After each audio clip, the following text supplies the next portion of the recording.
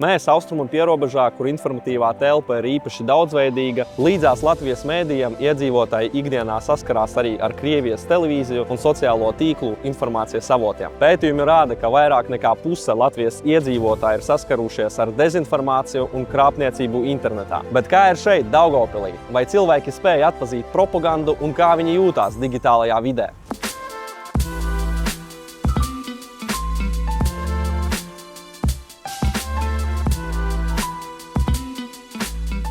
Vai jūs zināt, kas ir kiberdrošība? Kiberdrošība, laikam, tas ir kaut kas, kas aizsargā mūsu internetā no krāpniekiem, laikam, kaut kā tā.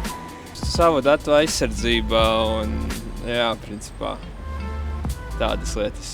Pasargāt no kiberuzbrukumiem, no cilvēkiem, kas nelabvēlīgi grib nozagt cilvēka datus un izmantot ne tajās labākajās lietās. Drošība internetā vārdu sakot, jā. Es sapratu, nevaru to paskaidrot. Pēdējā laikā tas vārds laikam visiem ir zināms. Varat paskaidrot ar saviem vārdiem? Visu manu datu aizsardzība. Labdien! Mani sauc Oksana Saročina, un es esmu Izglītības un zinātnes ministrijas EPALE Nacionālā atbalsta dienesta projekta vadītāja.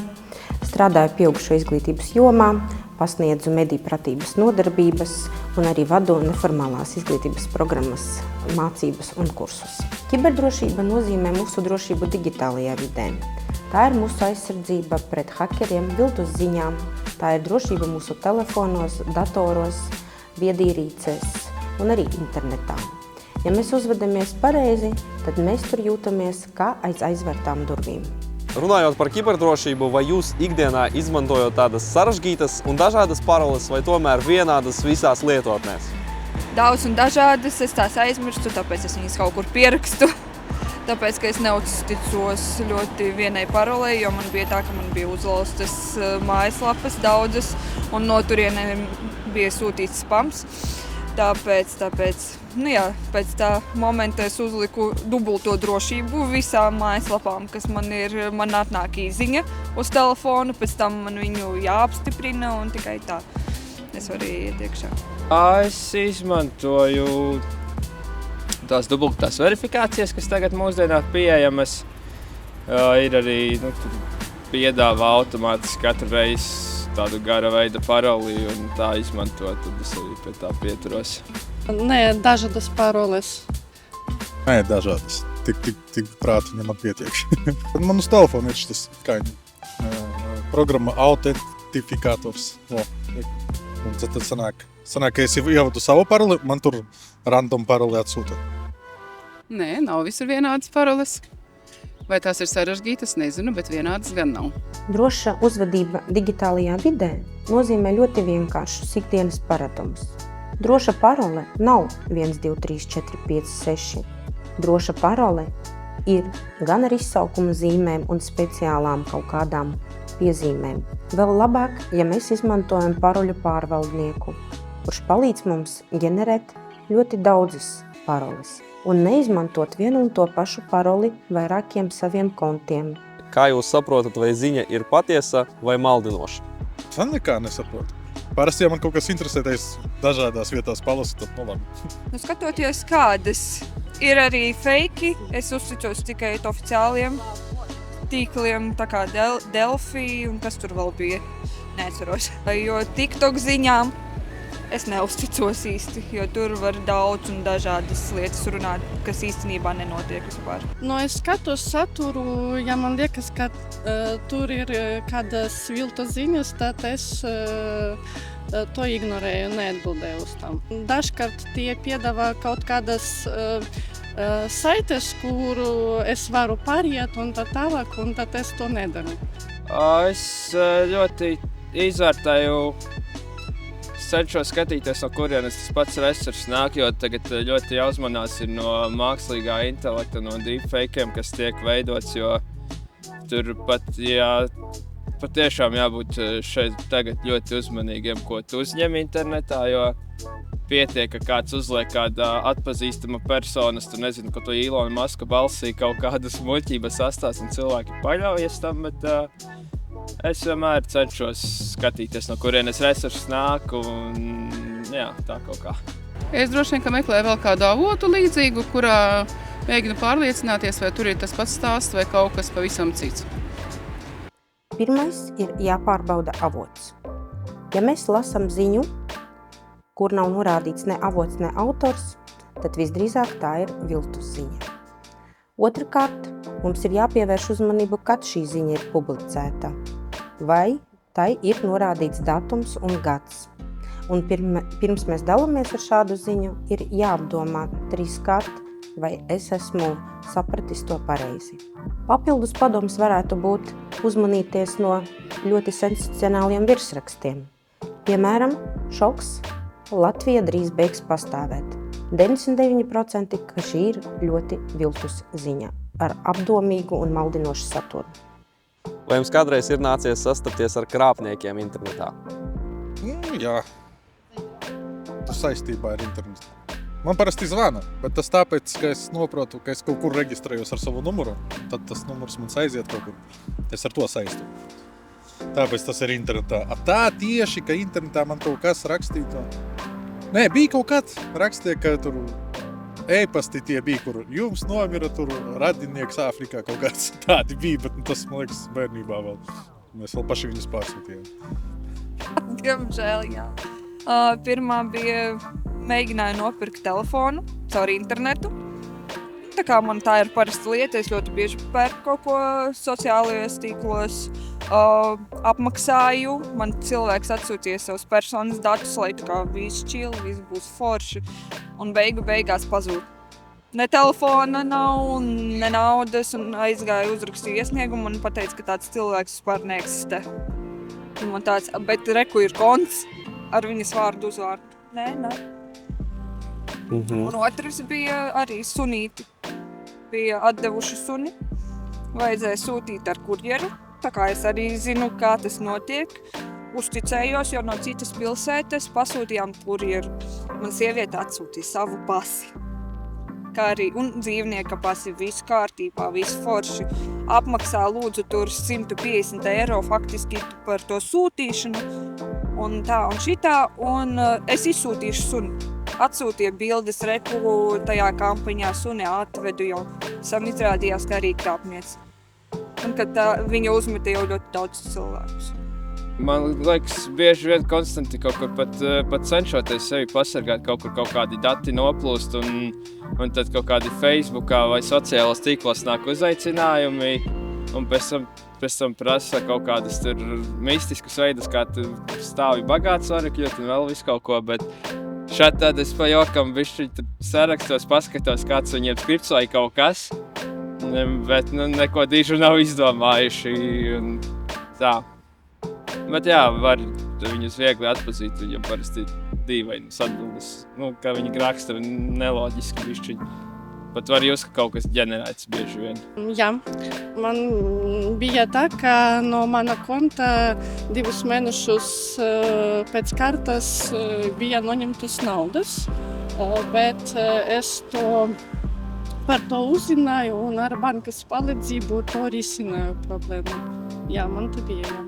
Un gribētos laikam teikt, mēģinājumi ir bijuši, bet laikam kaut kā izdevās tajā mirklī pamanīt. Tie ir telefona zvani no tām valstīm, no kurām es nekad neesmu gaidījusi zvanus, vai tā kā neiedomājos, ka man kāds zvanītu. Mums visiem ir jāatcerās, ka šādos e-pastos, šādās īsziņās mūs vienmēr aicina uz darbību. Klikšķināt. Tā ir klikšķu ēsma, un tas ir klikšķu biznes. Un nekādā gadījumā mums nav jārīkojas tā, kā ar mums mēģina manipulēt. Politiskā līmenī mērķis ir šķelt sabiedrību. Ja cilvēks nezina, kam ticēt, viņš kļūst ļoti neapdomīgs un viņš sāk šaubīties, kur ir taisnība un kur ir maldinošas ziņas. Manipulācija iedarbojas tikai tad, ja mēs uz šo ziņu reaģējam un uzspridzinamies. Šajā gadījumā es iesaku metodi apstājies un padomā, pirms tu dalies ar šādu ziņu. Tas pats attiecas arī uz telefonkrāpnieku zvaniem. Iesaku nomest klausuli, apdomāt, vai šīs cilvēks ir uzticams un vai viņš nemēģina mani maldināt un izkrāpt no manis naudu, informāciju vai datus. Izmantojot šo metodi, iepauzē pirms dalies ar informāciju, mums palīdz pasargāt sevi un arī radus un ģimeni. Šo metodi izmantojot ikdienā, jums ir iespēja novērsties un pārbaudīt ziņu avotu vai pārbaudīt zvanītāja identitāti. Kādi vēl ir praktiskie soļi, ko varam darīt katru dienu? Pirmās ir ļoti ikdienišķas un vienkāršas lietas. Atjaunināt datoru vai telefonu. Otrs ir neizmantot publisko Wi-Fi internetu pirkumiem vai bankas kartes lietošanai.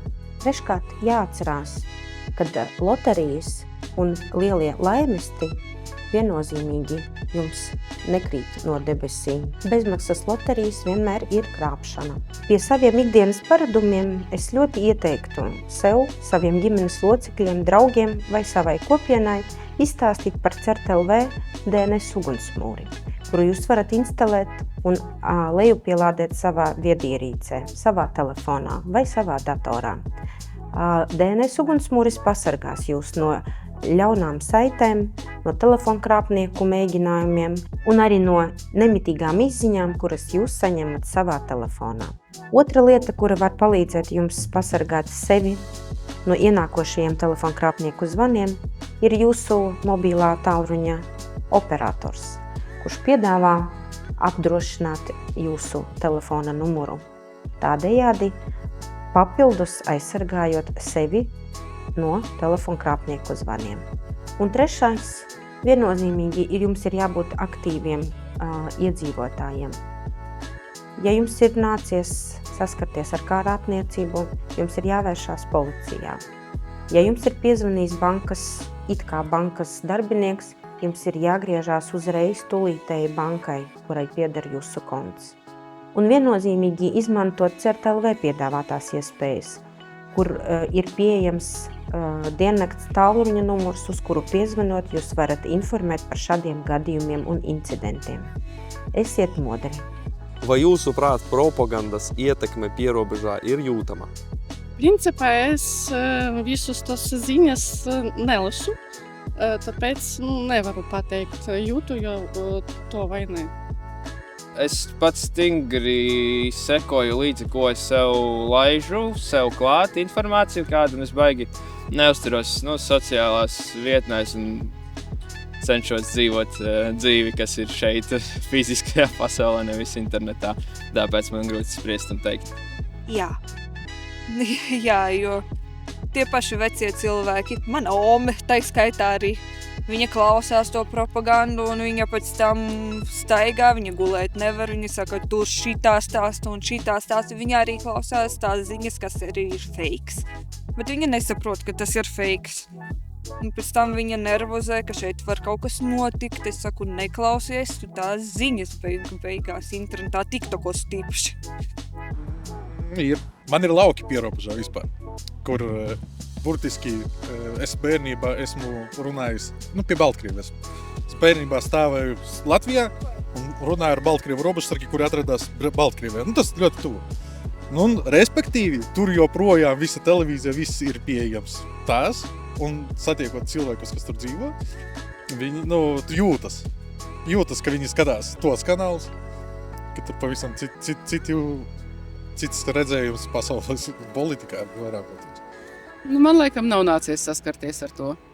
Pierobežā dzīvo ļoti daudz cilvēki, kuri lieto Krievijas kanālus, sociālos tīklus un arī seko informācijai, kura tiek pasniegta šajos kanālos. Tur informācija tiek pasniegta ļoti selektīvi, tāpēc, kad galvenais mērķis ir propaganda. Propaganda nav tikai viena ziņa, tā ir vesela sistēma, kura ietekmē mūsu domāšanas veidu. Tie ir plakāti, atkārtojumi, tie ir sociālo tīklu raksti. Savukārt viltus ziņas ir viena ziņa ar konkrētu mērķi, kurai ir pārsvarā agresīvs saturs, sensacionāls virsraksts, kuras viltus ziņas mērķis ir izkrāpt naudu, radīt šī brīža emocijas, vai nu lielas bailes, vai nu lielu sajūsmu. Mēs visi esam kā viens ķēdes posms. Ja viens dalās ar viltus ziņām, tad arī citi to var darīt un izmantot šādu pieeju. Savukārt, ja mēs iemācāmies atpazīt viltus ziņas vai dezinformāciju un neiekļūties propagandas tīklos, tad arī pārējiem pastāstot par to, mēs savienojamies ķēdes posmā un veidojam savu ļoti drošu digitālu kopienu. Katrs no mums ir digitālās drošības sargs. Ar ikdienas paradumiem, ļoti vienkāršiem ikdienas paradumiem, mēs varam pasargāt sevi, savu ģimeni, savu kopienu un Latviju kopumā. Mana Latvija, mana atbildība.